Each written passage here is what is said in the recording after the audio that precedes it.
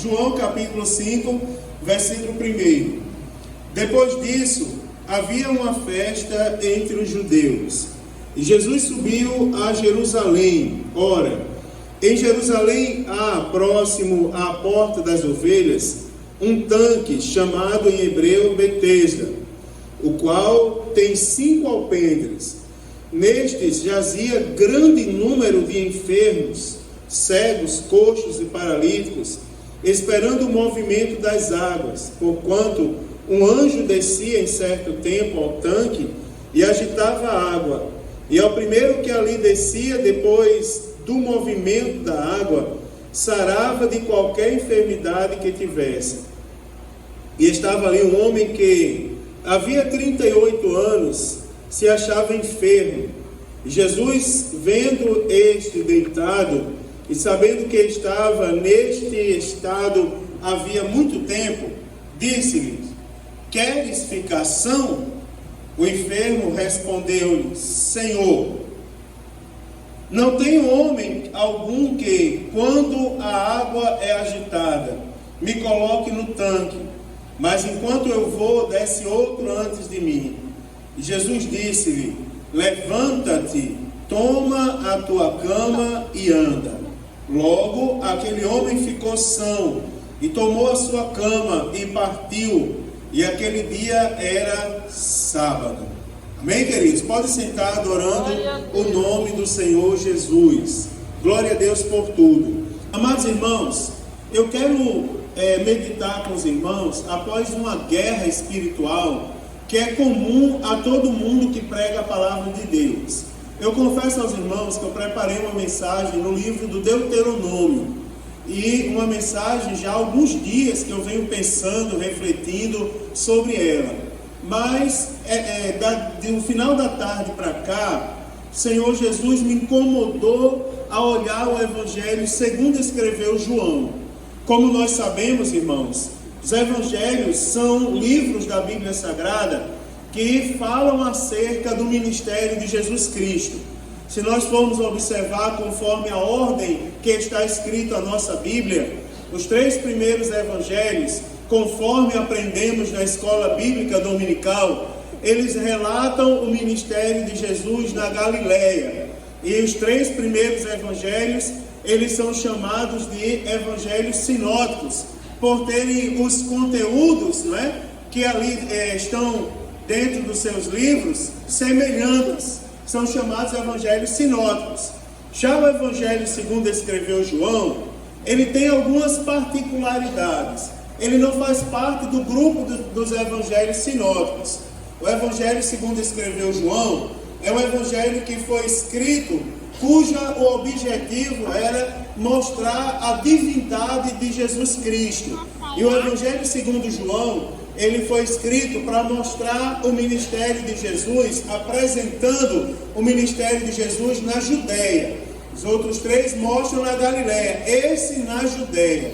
Se nós olharmos João 20, 31, diz: estes, porém, foram escritos para que creiais que Jesus é o Cristo, o Filho de Deus, e para que, crendo, tenhais vida em seu nome.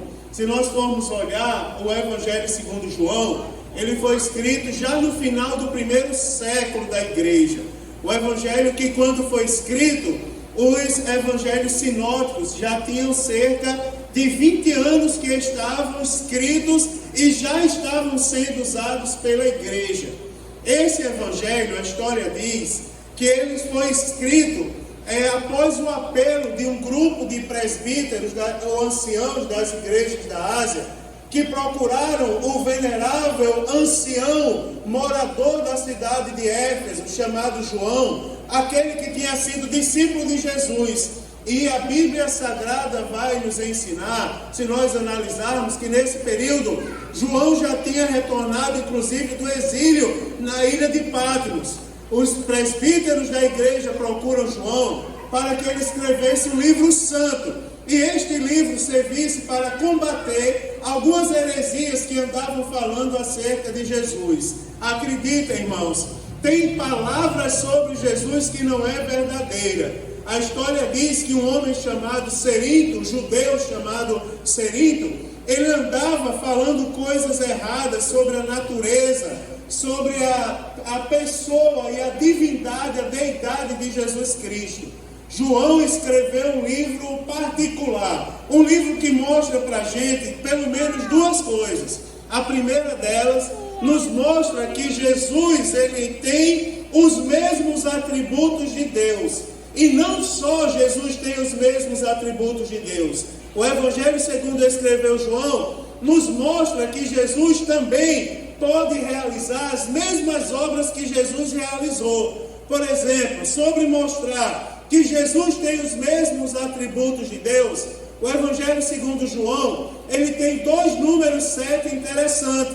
Primeiro, número 7 é porque aparece Jesus mostrando ali que ele é 7 vezes. Eu sou 7 vezes. São os 7 eu sou do Evangelho segundo escreveu João. Por exemplo, lá em João capítulo 6, Jesus é o pão da vida. Eu sou o pão da vida. Se nós formos a João capítulo 8, Jesus é a luz do mundo. Eu sou a luz do mundo. Lá em João capítulo 10, eu sou a porta por onde entram as ovelhas. João capítulo de número 10, versículo 11, eu sou o bom pastor. João capítulo 11, eu sou a ressurreição e a vida. João capítulo 14 diz, eu sou o caminho, a verdade e a vida. João capítulo 15 diz, eu sou a videira verdadeira. E dessa maneira o Evangelho nos mostra que Jesus, ele tem os mesmos atributos de Deus, porque ele é uma série de coisas que somente Deus poderia dizer que é. Se nós formos observar também o Evangelho segundo João, nós vamos observar que João, ele também quis mostrar que Jesus também pode realizar as mesmas obras de Deus. 7 milagres são relatados no Evangelho segundo João. Ora, todo mundo sabe, primeiro milagre que Jesus operou após o seu batismo em águas, após a sua tentação no deserto, as bodas de Caná da Galileia, aonde as águas se transformaram em vinho. Lá em João capítulo de número 2, João capítulo de número 4, Jesus, ele cura o filho do funcionário do rei. Se nós olharmos João capítulo 5, ele cura o paralítico de Betesda que nós acabamos de ler. João capítulo 6, a multiplicação dos pães e dos peixes. João capítulo de número 6 ainda, nós encontramos Jesus andando sobre o mar da Galileia. João capítulo 9, ele cura um cego de nascença. Em João capítulo 11, nós encontramos a ressurreição de Lázaro. São 7 milagres, dos quais eu quero começar a pregar a palavra de Deus agora, no milagre de número 3, que está no capítulo 5, onde fala da cura do paralítico de Betesda. Olha, irmão, Betesda é também chamado casa de misericórdia. Talvez, eu acho que por isso nós temos alguns hospitais por aí, que o nome é casa de misericórdia. Não sei se tem alguma alusão, mas talvez seja por causa disso. Amados irmãos, a Bíblia Sagrada vai relatar uma coisa interessante. Nós observamos aqui um homem que estava há 38 anos esperando que alguém fizesse o movimento das águas para ele receber um milagre. Agora nós vamos observar alguns fatos interessantes aqui. O primeiro deles que nós podemos observar é que esse homem, ele não vê Jesus. Preste bem atenção que em nenhum momento aqui está dizendo que o paralítico olhou para Jesus e pediu alguma coisa a ele. A Bíblia Sagrada diz que Jesus olhou para ele. Foi o contrário, ele não olha. Por sinal, se nós formos olhar lá depois, no versículo de número 13, aí as pessoas vão dizer, no versículo 12 vão perguntar, quem foi que te curou? Aí no versículo 13 ele vai dizer, eu não sei quem me curou. Ou seja, ele nem conhecia Jesus, ele nem tomou conhecimento de quem curou ele. Quem era que chegou naquele lugar para curar ele? Preste bem atenção a esse fato. O homem não viu Jesus, ele foi visto por Jesus. A segunda coisa, observe, irmãos, que este homem aqui, ele simboliza um sofrimento. Ele simboliza o próprio sofrimento. Esse homem é a marca da luta. Esse homem é a marca da dor. Esse homem é a marca de alguém que sofre no meio da multidão. Porque você vai ver que quando Jesus chega naquele lugar, a Bíblia diz lá no versículo 3 que tinha uma grande multidão de enfermos, e lá estavam cegos, coxos e paralíticos, que esperavam o movimento das águas. Você vai ver que no meio daquela multidão de enfermos, Jesus vai olhar para um homem que estava lá. Você vai ver que aquele homem, ele é símbolo do sofrimento, porque nós vamos observar depois, Eduardo, que a causa da enfermidade daquele homem não era uma causa física. Ele não era doente físico, como a primeira leitura nos leva a crer. Se a gente ler somente até o versículo 9, que foi o que lemos agora, nós vamos dizer, o problema do homem é que ele era coxo. Mas se nós olharmos, me perdoe, o versículo de número 14, a Bíblia diz que depois que ele foi curado, ele se encontrou com Jesus de novo no templo. Aí Jesus disse assim, vai e não peque mais para não lhe acontecer coisa pior. Aí nós aprendemos, olhando para o texto, que o problema do homem não era a paralisia. A doença dele, a pior doença que ele tinha não era a paralisia, eram os pecados que estavam fazendo ele ficar paralítico. O problema dele era o pecado, e o pecado ocasionava a enfermidade na vida dele. Se nós observarmos, ele simboliza os enfermos que ali estavam, porque a maioria das enfermidades que nós observamos hoje, elas não são outra coisa, senão fruto do pecado, fruto da desobediência à lei de Deus. Nós vamos observar aqui, irmãos, que somente Jesus, ele é capaz de diagnosticar esse tipo de enfermidade. Quem olhava aquele homem ali, quem olhava os coxos, os paralíticos, as pessoas que eram colocadas ali, diziam, não, ele é cego, ele é manco de uma perna, peraí, ele não fala, ele é surdo, ele tem algum problema físico. Aí Jesus chegou e olhou e curou aquele homem, mas depois ele disse o real problema dele. Seu problema não era físico não, seu problema era na alma. Você estava em pecado, você precisava de uma cura que somente Jesus é capaz de diagnosticar o problema da alma. Você percebe que hoje em dia parece que as pessoas elas andam envoltas, aprisionadas a problema da alma. São muitas tristezas, irmãos, que nos pressionam. São muitas situações que nos levam a desistir, a parar, a pensar em não caminhar mais. Hoje de manhã eu estava ali, eu, o evangelista Eduardo, presbítero Elimar e o irmão Flávio. O irmão Flávio estava limpando as calhas da igreja e estava preparando todo aquele aparato dele, aquela arma de corda, não era? De cinto, de uns instrumentos, de prender em tudo que era canto, que eu não sei nem o nome daquilo. E ele pegou uma cordinha fininha e disse assim, ó, essa cordinha, ela suporta 1,5 toneladas, não foi o que ele falou? Essa cordinha ali, eu que não confio naquele negócio, da grossura de um cadastro, ele disse, aqui suporta 1,5 toneladas, vai tu e se pendura nela, que minha fé é muito pouca. Mas eu disse para ele, é interessante quando a gente faz o curso de selva, que a gente leva aquela cordinha lá para o curso de selva. E tem que ficar vigiando, porque aqui e ali tem um soldado que pega a cordinha e quer se enforcar com aquela cordinha. Até parece que está tudo bem, mas de repente eles querem se enforcar e a gente tem que vigiar. Aparentemente só ficam os melhores. Na seleção para o curso de selva, só ficam os melhores. Mas tem alguém ali que de repente vira a cabeça. Interessante que a gente olha o público que dá glória a Deus. E a gente não imagina o que está no coração de ninguém. Mas eu quero lhe dizer que o Deus dessa igreja, Ele olha para mim e para você, e Ele traça um diagnóstico da nossa vida. E Ele sabe como nós estamos, Ele sabe como nós chegamos. E tem um detalhe que eu quero dizer para você essa noite. É porque eu quero lhe dar uma boa notícia, que o que traça diagnóstico, ele está interessado na nossa história. Ele se interessa pelo diagnóstico que ele traça. Você observa que ele olha para o homem, quem era que, se o homem diz, eu estou aqui há 38 anos, e ninguém me coloca lá dentro do poço.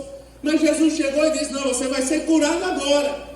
Porque Jesus, ele traçou um diagnóstico da vida daquele homem e ele se interessou pelo problema daquele homem. Eu quero dizer para você que chegou aqui essa noite, Jesus se interessa por você. Jesus se interessa pelo diagnóstico que Ele traça da sua vida.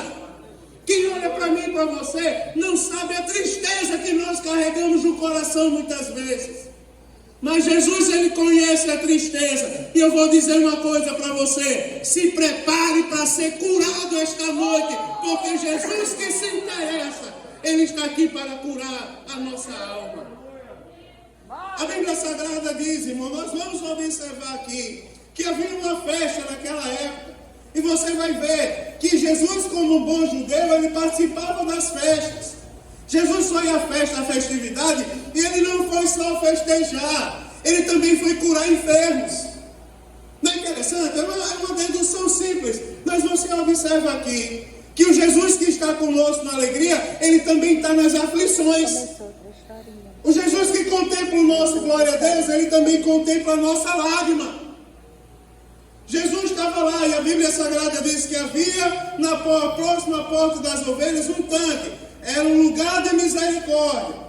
Naquele tanque uma multidão. E há uma discussão teológica sobre se descia um anjo ali ou se não descia. Eu não vou entrar nessa discussão agora, não convém. Porque o foco não era o anjo, o foco era quem tinha poder para curar. Aleluia. Você vai observar no versículo de número 6, é aqui que eu quero pregar, que Jesus olhando, vendo aquele homem deitado e sabendo que estava nesse estado havia muito tempo, observe o que a Bíblia Sagrada diz. Que a Bíblia diz que Jesus, vendo este deitado e sabendo que ele estava nesse estado havia muito tempo, ele olhou para aquele homem e fez uma pergunta: queres ser curado? Jesus essa noite ele faz uma pergunta a todos nós. Ele sabendo, o Jesus que traça diagnóstico e que sabe como nós estamos, ele faz uma pergunta para a gente essa noite.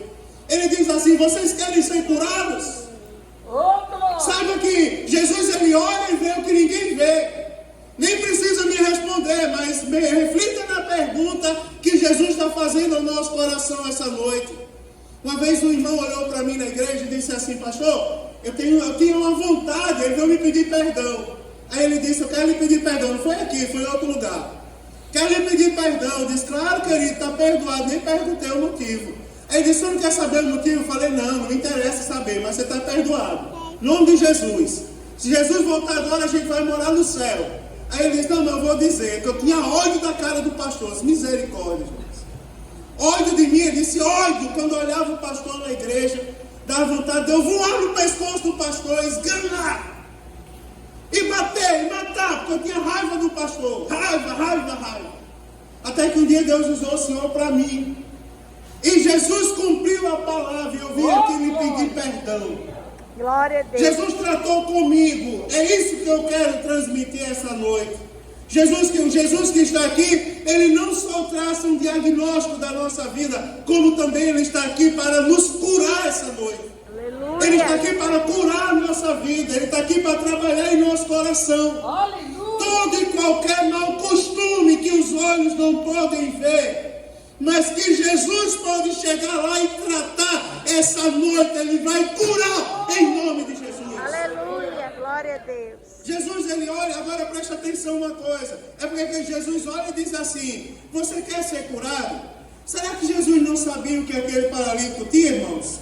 Será que Jesus não sabia o que aquele paralítico tinha? Eu fiquei pensando nisso. Uma vez eu disse assim aos irmãos: irmãos, vocês tomem cuidado, porque quando Deus nos faz uma pergunta, Ele já sabe a resposta. Quando Deus olha para a gente, Ele diz assim: ora, Caim, cadê o teu irmão Abel?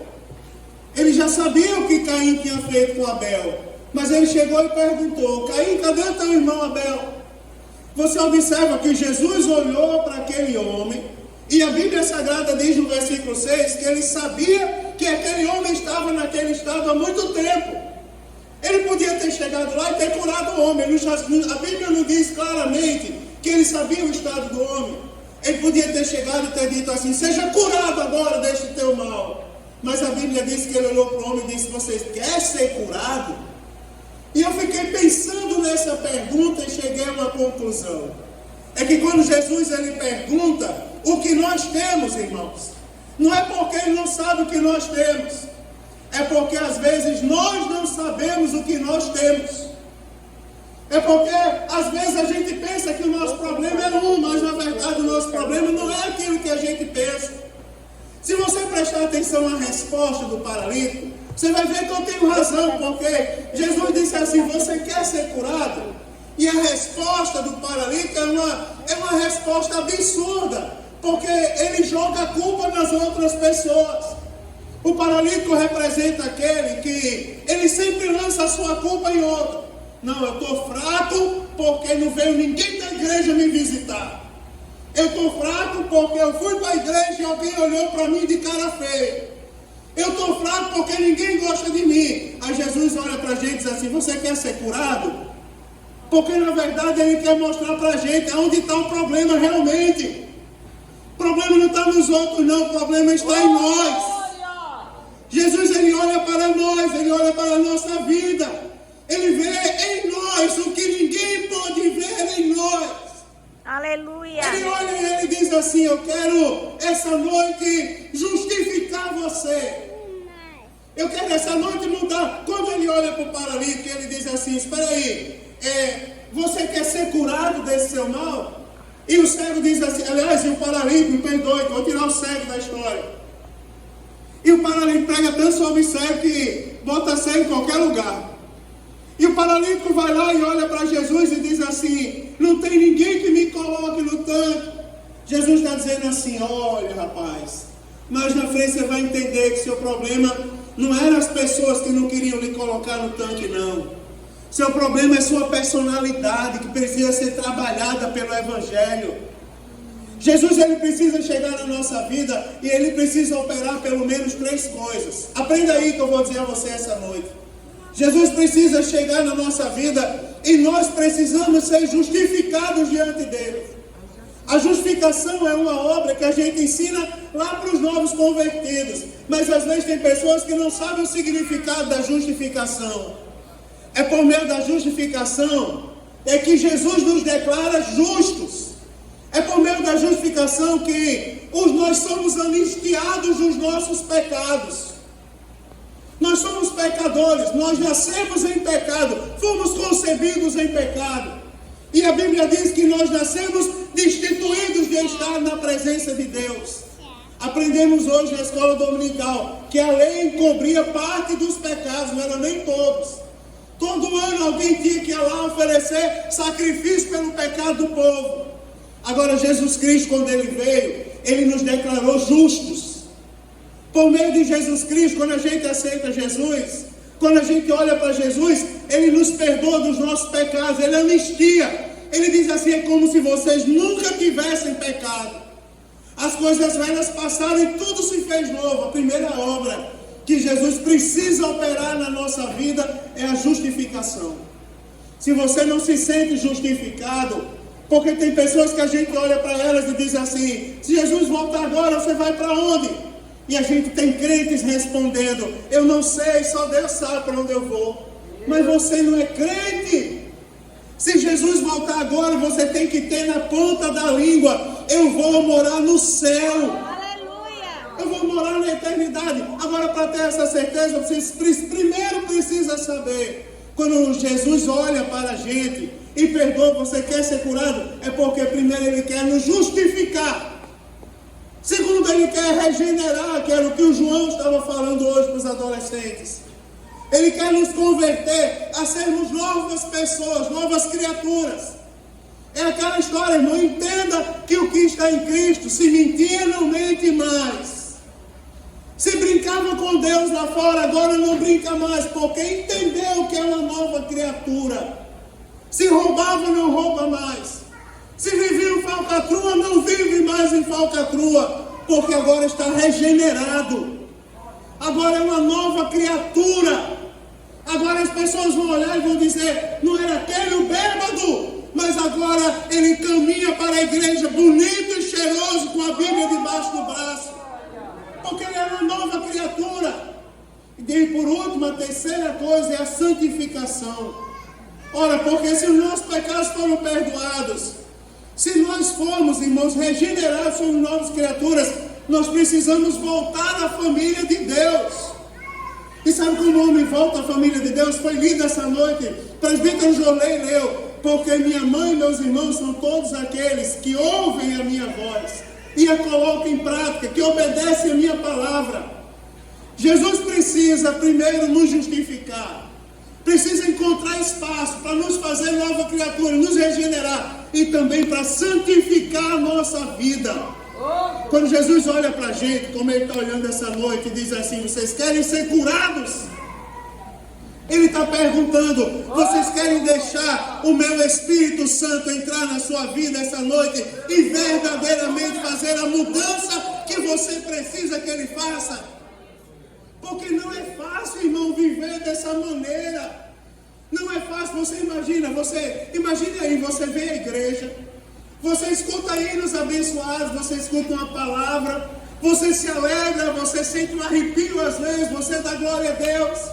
Mas quando você sai aqui, você sai dizendo: Jesus, o Senhor sabe como está meu coração. O Senhor sabe que está todo mundo feliz e eu estou arrasado. O Senhor sabe que está todo mundo saindo do culto, pipocando, dando glória a Deus, rodando aquele movimento santo que a gente gosta dos nossos cultos. Mas eu estou aqui saindo que só a graça de Deus. Jesus quer mudar essa história essa noite. Amém, glória. Você precisa sair do culto abençoado. Você precisa sair do culto transformado. Você precisa sair do culto se sentindo uma nova criatura. Você precisa entender que em pecado ninguém chega à presença de Deus. Nós precisamos abrir mão do pecado e chegar na presença dEle. A Bíblia Sagrada vai dizer, irmãos, que a ordem de Jesus é absurda. Você vai ver. Jesus, ele olha, você imagina que a pergunta de Jesus já é terrível. Você quer ser curado, mas ele não sabia que o paralítico tinha? Aí agora a ordem que ele dá é terrível. Porque no versículo 8 diz assim: então levanta, toma a tua cama e anda. Você observa que a ordem de Jesus é interessante.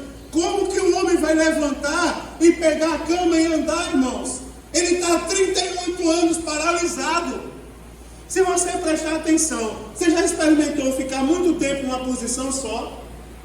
Você já viu, por mais bem preparado que você seja, quando você vai sair, você está muito tempo ali, coloca a perna embaixo da outra, assim, senta em cima dela, faz o teste. E fica o culto inteiro ali. Quando acabar o culto, para você sair dali, vai ser uma luta, não vai? Até esticar a perna de novo, não é? Endureceu, que o organismo se acostumou ali. Você imagina, tem pessoas que ficam um mês internadas no hospital, quando saem de lá, tem que fazer fisioterapia, tempos e tempos e tempos e tempos. Tem irmão testemunhando da cura do Covid. Fui para a UTI, fiquei em coma. Jesus me curou do Covid, que é 1%, mas ainda está passando pela fisioterapia. Você imagina que Jesus olha para um homem que estava há 38 anos paralisado. E ele diz assim: levanta, toma a tua cama e anda. Preste bem atenção ao poder de Jesus. Eu quero compartilhar com você de uma forma simples que o Jesus, o mesmo Jesus que dá ordem, ele também concede poder para a ordem ser cumprida. Amém. Você quer ver uma coisa? Quer que aquele homem se levantou e a Bíblia não fala de sequela. Ele simplesmente se levantou. Aleluia. Porque quando Jesus manda, a obra é perfeita. Aleluia. Você imagina aí, Jesus chegou, o túmulo de Lázaro, né? Eu falei daqui de Lázaro, que aqui relata o milagre lá, a ressurreição de Lázaro. Você imagina que o túmulo daquela época não era como o túmulo de hoje, era cavado em rocha, tinha um degrau, tinha toda uma maneira de ser feita. Jesus chegou, já fazia 4 dias que Lázaro estava lá, morto. A Bíblia diz que uma das irmãs de Lázaro olha para Jesus e diz: ele já cheira mal. Aí Jesus olha e diz assim: Lázaro, vem para fora. Você observa, o que será que aconteceu com Lázaro dentro do túmulo? Como será que Lázaro acordou da morte? A gente não sabe, mas eu tenho certeza que o Jesus que mandou Lázaro sair do túmulo, ele deu poder para Lázaro se levantar e sair de dentro daquele túmulo. Sabe por que eu estou falando isso? Porque às vezes, irmão, ser curado da alma não é fácil. Ser curado de uma raiz de amargura não é fácil, é terrível. Essa é uma mensagem que não arranca muito agito, mas ela é verdadeira.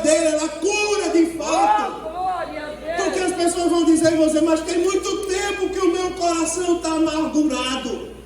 Tem muito tempo que eu guardo mágoa, rancor. Tem muito tempo que eu sinto ódio. Tem muito tempo que eu não consigo me libertar. Mas o Jesus que está aqui essa noite dizendo que traça um diagnóstico e manda você sair dessa situação de paralisia espiritual. Ele manda lhe dizer, não vai ser você. Ele vai te dar força para você sair dessa situação terrível desta noite. Glória a Deus. Ele vai dar a força que você precisa. Tu és maravilhoso. Tem um irmão aqui nessa igreja, não sei se está aqui, eu não vi hoje, minha esposa está ali, eu não vou dizer quem é, os irmãos sabem. Que um dia eu estava pregando aqui, Jesus me deu uma palavra e disse, Jesus vai fazer cigarro, bebida amargar na boca de crente que nem fel. Vai amargar. Vai chegar em casa e vai pegar uma latinha de cerveja e vai amargar aquilo ali, vai cuspir fora. O irmão falou, outro dia chegou aqui e testemunhou, disse, pastor, eu não dormia sem tomar 7 latinhas de cerveja. A esposa está ali.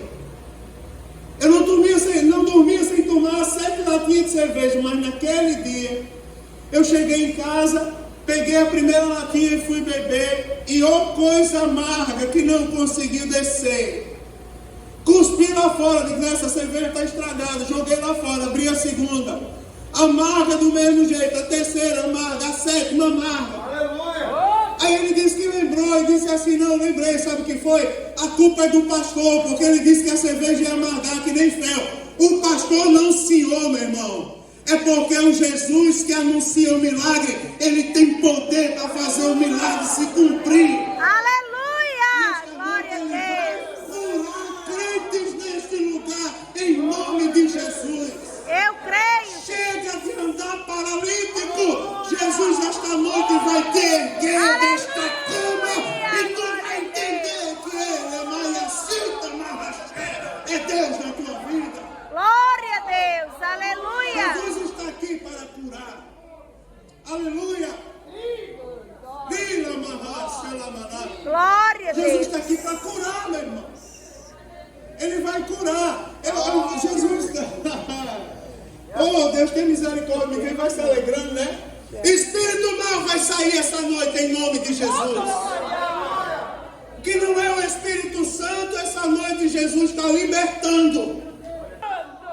Vai sair. Em nome. Aleluia. Jesus mudou a história daquele homem. 38 anos sem andar, até Jesus chegar e mostrar para ele o problema dele. Agora tem um detalhe, ele foi curado e ele achou que foi curado da paralisia. Foi curado da paralisia até se encontrar com Jesus de novo.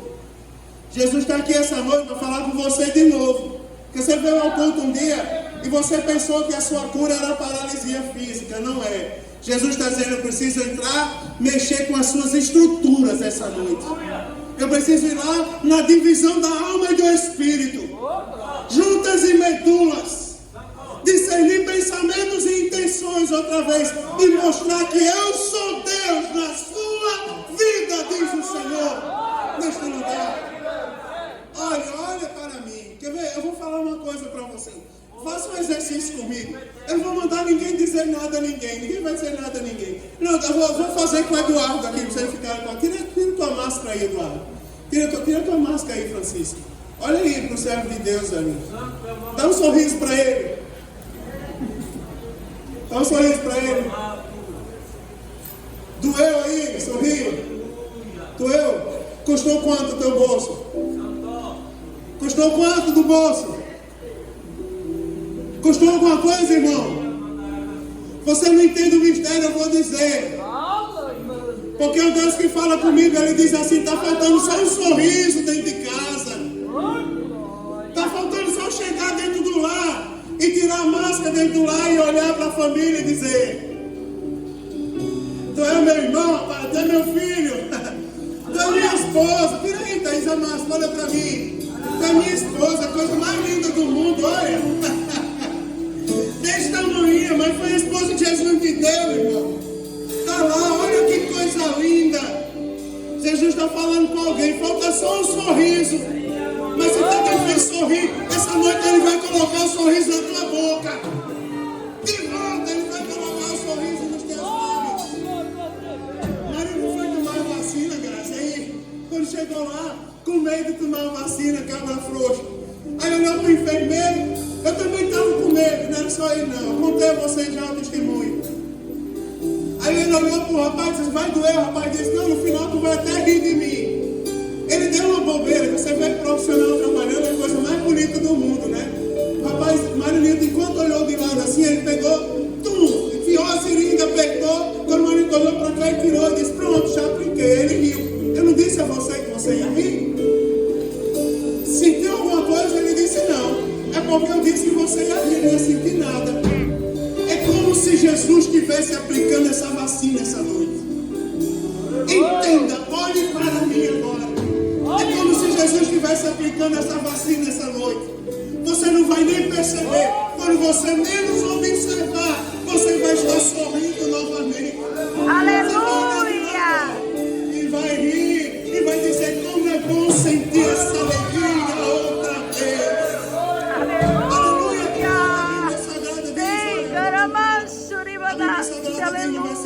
Glória a Deus. Jesus, olha, você prepare-se aí para você chegar em casa. O segredo, irmão, é você seguir os passos de Jesus. Você já pensou, antes de eu chegar, de eu falar o último ponto, eu estou no horário. Você já experimentou abençoar a sua casa? Insistir. Sabe qual é o segredo? É você abençoar. Porque as pessoas estão esquecendo de chegar em casa e dizer assim, Deus te abençoe. Deus te abençoe para muitos é uma palavra de ofensa hoje em dia. Tem pessoas que a gente diz Deus te abençoe, ele diz Deus te abençoe também. Como se fosse uma agressão. Mas eu não desisto não. Eu chego lá para a pessoa, Deus te abençoe. Chego lá, teve uma época que eu chegava no meu local de trabalho e eu dizia, Senhor, esse local pertence a ti. Aí levantava a mão. Aí eu chegava em casa e dizia assim, Senhor, essa casa pertence a ti. Às vezes em alguns lugares alguém me xingava. Eu dirigi uma igreja, Samuel, que eu cheguei, os bancos estavam vazios. Aí eu disse assim, Senhor, esses bancos pertencem a ti. Tudo eu entregava a Jesus. Esses bancos pertencem a ti. Essa igreja pertence a ti. Essa rua pertence a ti. Tudo eu dizia. Quando eu estava orando, eu repetia isso, irmão Paulo, várias vezes. Senhor, a minha vida pertence a ti, a minha família pertence a ti, o meu trabalho pertence a ti, a minha escola pertence a ti, tudo pertence a ti. Um dia uma pessoa que chamava muito palavrão, xingava muito a igreja, falava muito mal dos crentes e soltava muita piada com a nossa fé. Ela aceitou Jesus e ela veio falar comigo no outro dia de manhã e disse assim, já não me chamou mais de um apelido, chamava de Santos, ô santo. Mas não era santo santo de ser santo como a gente chama, era santo que dizia que eu queria ser mais certo que todo mundo. Aí chegou para mim e disse, ô meu santo, a paz do Senhor. Ela disse, olha, não brinco com as coisas da Bíblia, não. Eu sou crente agora. Aí eu disse, você é crente? Por que você é crente? Porque de tanto ouvir tu falar assim, ó, que esse trabalho pertence a Jesus, que de tu sair lá fora e dizer, Senhor, essa universidade pertence ao Senhor, é tua. De tanto ouvir você lá no ponto do ônibus, quando o ônibus vinha se aproximando, aí você no meio da multidão erguia a mão e parece que eu estava ouvindo você dizer, Senhor, aquele transporte coletivo pertence ao Senhor. Ele disse assim, um dia eu aceitei um convite de um filho meu para entrar numa igreja. Quando eu estava na igreja, aquele pregador pegou o microfone e pregou de Jesus. E eu sabia que aquela palavra era para mim, porque parecia que ele contava a minha vida, mas dizia, não, eles têm um negócio nessa Bíblia deles, que eles começam a falar e parece que a vida da gente está escrita ali. Aí ele disse, Deus usou aquele homem, ele disse assim, para que você entenda que sou eu, Deus, que estou falando, tem uma frase que só você sabe no meio da multidão. Essa igreja pertence a mim. A tua vida pertence a mim. E o meu servo, todo dia, quando chega lá no trabalho onde você está, ele diz, esse trabalho pertence a ti, Senhor, esse trabalho é teu. Essa universidade é tua. A minha família é tua. A minha família te pertence. Ele disse, Mário, eu aceitei Jesus porque de tanto ouvir que eu pertencia a Jesus, você falar, um dia eu ouvi o próprio Jesus dizer que eu pertencia a Ele. Vou falar uma coisa para você, irmão, novamente para eu terminar. Quando você menos esperar, você vai estar curado Porque Jesus, essa noite, Ele está indo lá no íntimo do coração. E Ele está mostrando onde está o problema. O problema não está no irmão que está perto de você, não. O problema está em você. Mas esta noite Ele te cura. E você vai sair daqui uma nova criatura. Em nome de Jesus. Agora tem um detalhe, porque a Bíblia diz que a cura é imediata. Porque a Bíblia diz assim, logo, aí tem uma vírgula. Logo. Você é curado quando, pastor? Quando eu chegar em casa, quando eu estiver dormir, não. Você vai ser curado agora. Amém. Aleluia. Em nome de Jesus, você vai ser curado agora. Amém. Em nome de Jesus, receba o que o inimigo tentou roubar de você agora. Se ele tentou roubar sua alegria, o Senhor está devolvendo agora. Se ele tentou colocar mágoa no seu coração, a mágoa está sendo arrancada agora. E o Senhor está te dando força para você chegar lá. Vem cá, Francisco, vem cá, em nome de Jesus. Então imagina eu amargurado com mágoa desse homem de Deus aqui, que Jesus me guarda. Mas aí eu estou amargurado, não aguentava nem olhar para a cara dele. Essa noite Jesus está me dando uma graça tão grande, que eu vou chegar para ele e talvez eu não tenha força para dizer nada. Agora o poder Jesus está dando. Você está entendendo? Lázaro talvez não tivesse força para falar nada, porque ele estava atado. Mas ele recebeu o poder de Jesus para sair de dentro do túmulo. Jesus, o poder que Jesus está concedendo essa noite, Eduardo, a mágoa vai ser arrancada e o magoado vai ter força para chegar lá e dizer, fazer assim. Glória a Deus. Aleluia. Nós vamos morar junto no céu outra vez. Caiu a barreira do inimigo essa noite. Logo a Bíblia Sagrada diz, aquele homem foi curado, ficou são e tomou a sua cama e partiu. Eu quero orar pela sua vida essa noite. E quero profetizar para você de olhos abertos. Que se havia cama espiritual, Jesus essa noite vai fazer você colocar a cama nas costas e sair daqui carregando ela. E mostrando a tudo e a todos, cama não segura um crente que é templo e morada do Espírito